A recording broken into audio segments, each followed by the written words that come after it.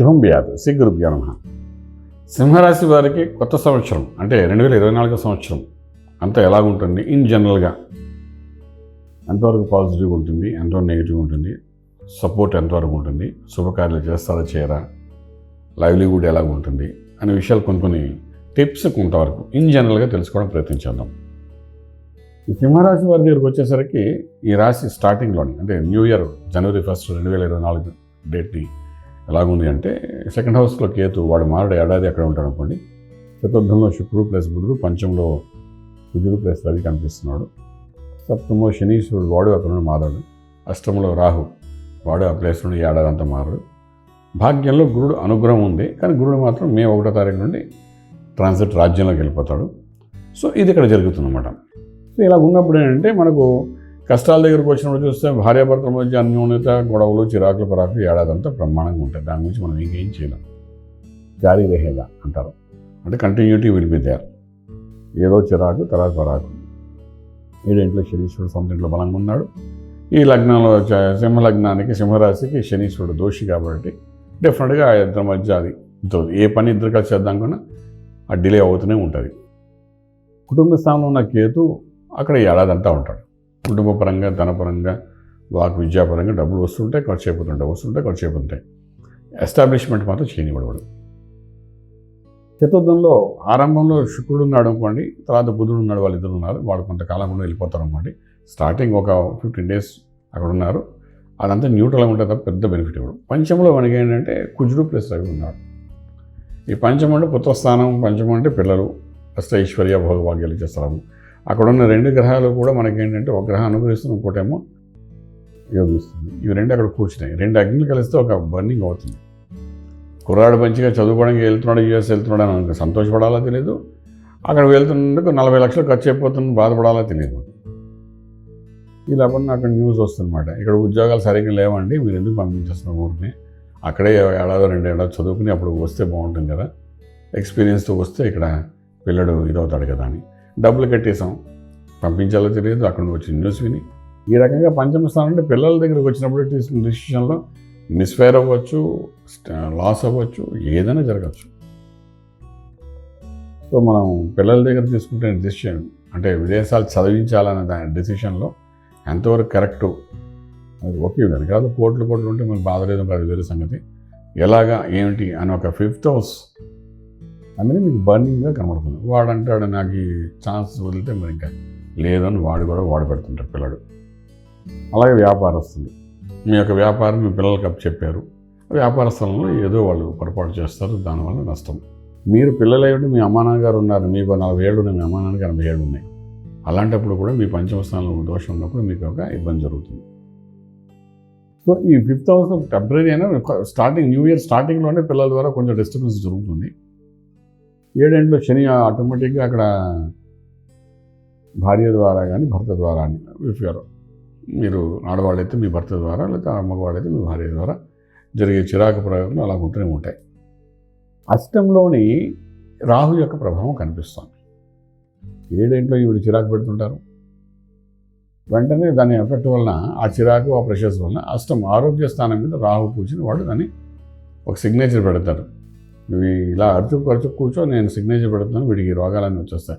రక్త సంబంధమైన ఇలావని. రక్త సంబంధం ఏంటంటే blood pressure, sugar, thyroid, cholesterol, ఇవన్నిటికి సంబంధించిన రోగాలు. ఇవన్నీ నేను కనెక్ట్ చేసుకుంటాను, నువ్వు మీ ఇద్దరు గొడవ పెట్టుకోండి అంటాడు. అంటే భార్యాభర్తల మధ్యన గొడవ, ప్రెషర్స్, దాని యొక్క ఇంపాక్ట్ ఆరోగ్యం చూపించడం ఖచ్చితంగా, మళ్ళీ మెడిసిన్, ట్రీట్మెంట్ ఇవన్నీ జరుగుతాయి అక్కడ వాడు కూర్చున్నారు కాబట్టి. పోలే అలాగ జరుగుతాయంటే కుటుంబ స్థానంలో ఏదో కూడా ఉన్నాడు, వేవింగ్ మాట, ఒక నిర్ణయం తీసుకోవడానికి చేస్తుంటాడు. నిర్ణయం చేసుకోవడం వల్ల ఇంట్లో భార్యాభర్తలతో గొడవలు అవుతుంటాయి. అయిన దానికి మళ్ళీ రాహు ఏం చేస్తాడంటే బీపీ, షుగర్లు, కొలెస్ట్రాల్, థైరాయిడ్ ఇవన్నీ అన్ని ప్యాకేజీలు రెడీగా పెట్టుకుంటాడు. ఏది వాడికి ఇద్దామా ఇలాగని ఇద్దామనుకుంటే అది ఏదో ఒకటి చేతిలో పెట్టేస్తాడు. మరి నువ్వు 7 గొడవ పెట్టినావు కాబట్టి 8 నేను ఇవ్వాల్సింది ఇచ్చేస్తామని. ఇచ్చిన తర్వాత శుభకార్యం గురించి మాట్లాడతాడు గురుడు. 9 ఉన్నాడు. అభిభావాన్ని మామూలు జీవితానికి, కానీ నేను ఉన్నా కదా, నీ ఇంట్లో నీ కూతురు పెళ్లి చేస్తాను, నీ కొడుకు పెళ్లి చేస్తాను, నీకు శుభవార్తలు ఇస్తాను, నీకు ఇల్లు కట్టుకోవడానికి ఇస్తాను, లేకపోతే భూమి పూజ చేసుకో, శంకుస్థాపన చేసుకో, లేకపోతే ఫ్లాట్కి లోన్ ఇస్తాను, ఇవన్నీ ఈ గొడవలని ఏం కాదు వాడు నేను ఇస్తానంటాడు. అంటే ఒక శుభకార్యం జరగడానికి ముందు ఇన్ని తలకానుకలు జరుగుతాయి. బట్ శుభకార్యం జరుగుతుంది ఇంట్లో. ఎందుకు కొంటారు? ఈ సంవత్సరం కొనాలనుకున్న వాళ్ళు వివాహం చేయాలనుకుంటే వివాహం చేయగలుగుతారు, కన్యాదానం చేయగలుగుతారు. అలాగే మీకు శంకుస్థాపన జరుగుతుంది.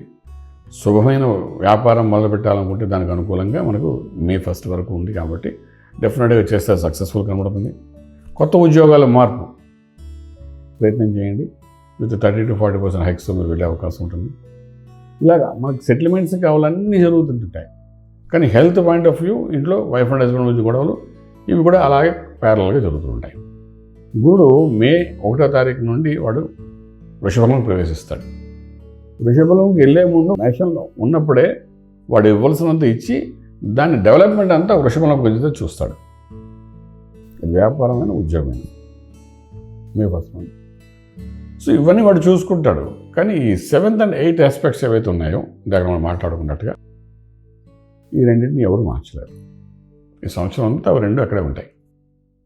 ఇంకేంటంటే ఇంటికి గెలిచి రచ్చగలమని చెప్పినట్టుగా ఇంట్లో కుటుంబ పరంగా ఫ్యామిలీ పరంగా ఉన్న ఇష్యూస్ ఏవైతే ఉన్నాయో వాటి మీరు కరెక్షన్ చేసుకుని చాలా అవసరము. ముందు అవి చేసుకోగలిగితే తర్వాత రాజ్యం ఎటువంటి ఇబ్బంది ఉండదు. ప్రొఫెషనల్ ప్లేస్లో మీకు ఏ ఇబ్బంది ఉండదు. కానీ పర్సనల్ లైఫ్లో మాత్రం ఈ డిస్టర్బెన్స్ మీకు సంబంధం ఉన్నా లేకపోయినా యూ విల్ బి డిస్టర్బ్డ్. ఆ డిస్టర్బెన్స్ మీద బయటకు వెళ్ళడానికి పర్సనల్గా ఏం చేయాలి? ఉదయం సూర్యోదయం కాలం కంటే ముందు లేవాలి. ఈ సంవత్సరం అంతా అంతే. ఫస్ట్ సూర్యనామూర్తి చూడడానికి ప్రయత్నం చేయాలి. సూర్యుడు ఇలా వేస్తుంటే మనం చూసే పరిస్థితి ఏర్పాటు చేసుకోవాలి. సూర్యనారాయణమూర్తికి ఖచ్చితంగా నమస్కారం చేసుకోవాలి. సూర్యనారాయణమూర్తికి అర్ఘ్యప్రదానం చేయాలి. అంటే అలాగా దోషులతో నీళ్ళేసి నమస్కారం చేసుకుని మంత్రం ఏమో తెలిస్తే మంత్రం చదువుకోండి. ఇది మ్యాండేటరీ పెట్టుకోండి. ఎందుకంటే ఆరోగ్యము మహాభాగ్యము. మనకు 7 ఇంట్లో ఉన్న గొడవల వలన 8వ ఇంట్లో రాహు వెంటనే రెడీ అవుతాడు. దేనికి రెడీ అవుతాడు? మీకు అన్ని ప్యాకేజీలు రెడీగా మీ చేతిలో పెట్టడానికి. సో ఆరోగ్యం ఉండగలిగితే మీరు రాజ్యం వెళ్ళగలుగుతారు.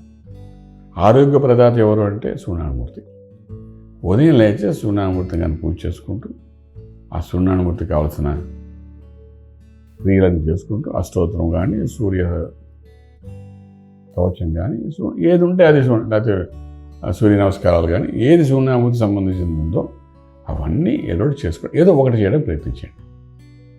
సంవత్సరం అంతా ఎప్పుడైతే అది చేసుకుంటూ మనం ముందుకు వెళ్తుంటామో ఆరోగ్యం ముందు కరెక్షన్ అవుతుంది. ఆరోగ్యం కరెక్షన్ అయితే రాజ్యం గురించి మనం ఆలోచించడానికి కావాల్సినంత బలం దొరుకుతుంది. ఒకసారి రాజ్యం గురించి ఆలోచన పెడితే మీ రాజ్యం ఎస్టాబ్లిష్ అవుతుంది.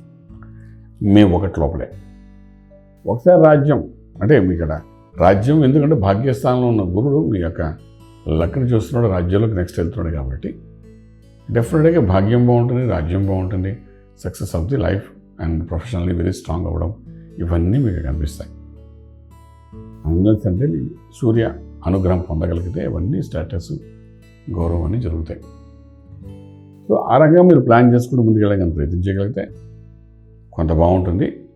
అలాగే ఇక్కడ మనం ఇంకొక విషయం మాట్లాడుకోవాల్సింది ఏంటంటే ఆల్రెడీ నేను చెప్పాను వైవాహిక జీవనంలో కొన్ని డిస్టర్బెన్సెస్ ఉంటాయని చెప్పాను. చెప్పిన తర్వాత దాన్ని ఎలా కరెక్షన్ చేసుకోవాలన్న విషయానికి ఒకటి సూర్య ఆరాధన పక్క చేస్తుంటే 7 శనీశ్వరుడు ఉన్నాడు కదా, ఈ సూర్యుని యొక్క అగ్నితత్వానికి శని నీడ షాడో ప్లానెట్. అంటే ఇది చీకటి, ఇది వెలుతురు. ఇది ఎప్పుడైతే సూర్య ఆరాధన చేస్తుంటున్నామో 7 ఉన్న శని యొక్క ప్రభావం తగ్గిపోతుంది. సూర్యుడు కాంతి, చీకటి కాదు, వెలుతురు. శనీశ్వరుడు చీకటి. వెలుతురు ఎక్కడికి వెళ్తుంటే అక్కడ చీకటి పోతుంటుంది. చూడండి, సన్ రైజ్ అవ్వగానే డార్క్నెస్ పోతుంది. దాన్ని వేరే మనం చూపు పెట్టి చూడవక్కలే. అలాగా ఈ సూర్యారాధన చేస్తున్న కొలది ఏంటవుతుంది? ఒకటి ఆరోగ్యంగా ఉంటాం, రెండవది 7 ఉన్న శని ప్రభావం మనం పడకుండా ఉంటుంది. సూర్యారాధన చేస్తే మనలో ఉన్న ఎనర్జీ పాజిటివ్గా ఉంటుంటే 7 నుండి మనకు రావాల్సిన నెగిటివ్ ఎనర్జీ రాదు, మనకి కనెక్ట్ అవ్వలేదు, అది అలా దూరం అయిపోతుంది. ఎండాకాలం మనం గొడుగు పెట్టినట్టుగా, వర్షాకాలం. సో ఎప్పుడైతే దూరం వెళ్ళిపోతుంటే relation between wife and husband అది కూడా బాగుంటుంది. వీళ్ళిద్దరూ బాగున్నప్పుడు ఆటోమేటిక్గా లాజికల్గా చూసినా ఒక్క రాహు ఒక్కడు ఏమి చేయలేడు. అక్కడ అష్టమ రాహు సింగిల్గా ఏం చేయాలి? 7 అని గొడవ అయితే అప్పుడు రాహు నేను రెడీ అంటాడు. కొంతమంది చూడండి పక్కన కాపలా కాస్తుంది, కానీ గొడవ అయితే చాలా మనం వెళ్ళి ఇన్వాల్వ్ అవుదాం అందులో. అలా రాహు వెయిట్ చేస్తుంటాడు. సో సో సూర్య ఆరాధన చేయడం వల్ల మీకు థైరాయిడ్, కొలెస్ట్రాల్, బీపీ, షుగర్ ఇవన్నీ కూడా కంట్రోల్లోకి వచ్చేస్తుంది. అయితే నేను చెప్పాలనుకున్నానండి, సింహరాశి వారికి ఆరోగ్యానికి సంబంధించి చేయండి. మిగిలినవన్నీ వ్యాపార వ్యవహారాలు కూడా సెట్ అవుతాయి, శుభకార్యం జరుగుతుంది. తర్వాత మీ ఒక్కటి నుండి గురుడు ఎప్పుడైతే మాట్లాడో అప్పుడు కూడా బాగుంటుంది. ఇదిలా చెప్పుకుంటూ పోతుంటే ఒక విషయం మర్చిపోయాను మధ్యలో, ఏంటంటే మార్చి 15 నుండి మే 1 వరకు కుజుడు ఎంట్రీ ఇస్తాడు 7 గంటలకి. ఆ కుజుడికి శని పడదు ఇంతకుముందు అనుకున్నాం కదా మనం. అసలే మీరు మార్చి 15 లోపల మీరు కంట్రోల్ చేసి సెట్ చేసుకోగలిగితే మీ relation with wife and husband, you are in safe zone. లేకపోతే శనీశ్వరుడు ఏం చేస్తాడంటే కుజుడితో కలిసినప్పుడు డెఫినెట్గా అక్కడ అల్లరి చేస్తాడు. అలా అల్లరి చేసినప్పుడు కూడా అష్టంలో రాహు నేను రెడీ అంటాడు. వాడు పని అంటే ఎవడ అల్లరి చేస్తే చాలు అటాక్ చేద్దాం రెడీ. మంచిగా రెడీ లేడు అష్టంలో రాహు. చెడు ఏం జరుగుతుంటే నేను కూడా మీతో ఉన్నా అంటాడు. చేత మార్చి 15 నుండి కూడా చాలా జాగ్రత్తగా ఉండాలి. 45 రోజులు ఎంతవరకు అంటే almost wife and husband relation పూర్తిగా స్పాయిల్ అయ్యేంత వరకు తీసుకెళ్తాడు వాడు. ఇవన్నీ ముందుగా మీరు తెలుసుకుంటున్నారు కాబట్టి చక్కగా దానికి ఎటువంటి ప్రక్రియ చేయాలని ఆలోచించుకుంటూ ముందుగానే వెళ్ళగలిగితే డెఫినెట్గా రాజమార్గంలో రాజ్యం పొందగలుగుతారు. శుభం బియాత్. ఈ వీడియో మీకు నచ్చినట్లయితే మీ మిత్రులకు షేర్ చేయండి. అలాగే మా ఛానల్ను సబ్స్క్రైబ్ చేయడం మర్చిపోవద్దు. Thank you.